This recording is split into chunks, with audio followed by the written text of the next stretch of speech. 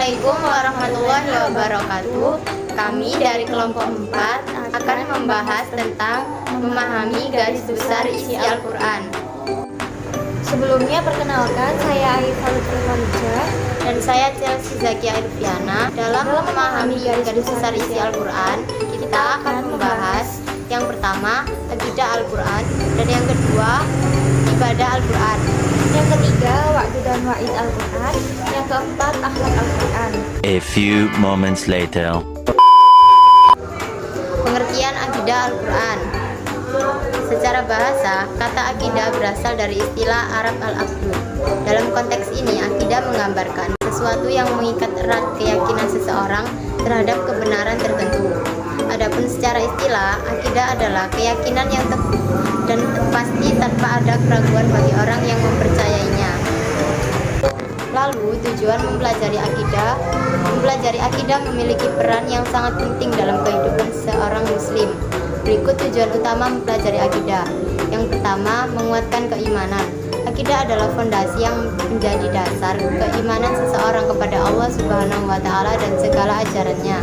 Ketika akidah dipahami dengan baik, seseorang akan memiliki keyakinan yang kokoh terhadap kebenaran agama Islam. Yang kedua, mendapatkan ketentraman jiwa. Salah satu manfaat terbesar dari memahami akidah adalah mendapatkan ketentraman jiwa. Ketika seorang yakin bahwa hidupnya berada di bawah kendali Allah Subhanahu wa Ta'ala, maka tidak ada lagi rasa gelisah atau takut yang berlebihan terhadap masa depan. Dan yang ketiga, menjadi pribadi yang taat. Akidah dapat menjadi motivasi untuk menjalankan perintah Allah Subhanahu wa Ta'ala dengan penuh kesadaran. Dengan akidah yang benar, seorang muslim akan lebih memahami tujuan ibadah yang dilakukannya. Ibadah tidak lagi dilakukan sekedar rutinitas, melainkan dengan hati yang ikhlas dan penuh rasa syukur kepada penciptanya. Dan yang selanjutnya, pengertian ibadah. Ibadah secara bahasa berarti keteguhan diri serta kesetujuan. Sedangkan menurut syara, ibadah adalah segala bentuk perbuatan atau tindakan yang dilakukan oleh manusia untuk menyembah Allah. Ibadah adalah taat kepada Allah dengan melaksanakan perintahnya melalui lisan para rasulnya dan menyampaikan diri kepada Allah, yaitu tingkatan kepatuhan yang paling tinggi disertai dengan rasa mahabbah. Mahabbah itu kecintaan yang paling tinggi. Ibadah adalah sebutan yang mencakup seluruh apa yang dicintai Allah, baik berupa ucapan, perbuatan, dengan tujuan untuk mendapat ridho dan pahala darinya. Jenis-jenis ibadah. Yang pertama, ibadah mahdah. Ibadah yang telah ditentukan bentuk dan tata caranya, seperti sholat, puasa, zakat, dan haji. Dan yang kedua, ibadah ghairu mahdah. Ibadah yang tidak memiliki bentuk dan tata cara tertentu, seperti berbuat baik kepada orang lain, bekerja keras, dan menjaga lingkungan. Syarat ibadah.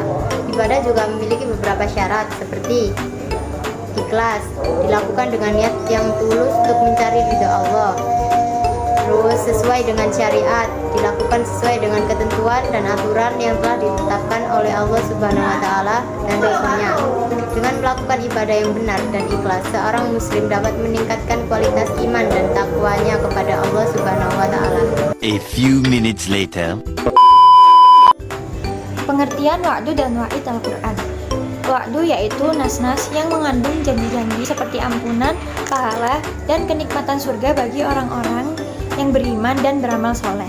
Adapun yang dimaksud dengan wa'id yaitu nas-nas yang terdapat padanya ancaman bagi orang-orang yang berbuat maksiat dengan azab dan siksaan yang pedih. Fungsi wa'du. Yang pertama, memberi harapan kepada orang beriman. Yang kedua, memotivasi untuk taat dan beramal saleh. Yang ketiga, menguatkan iman dan kesabaran. Fungsi wa'id, yang pertama, memberi peringatan. Yang kedua, menegakkan keadilan Allah. Yang ketiga, menyeimbangkan dengan wa'du atau janji.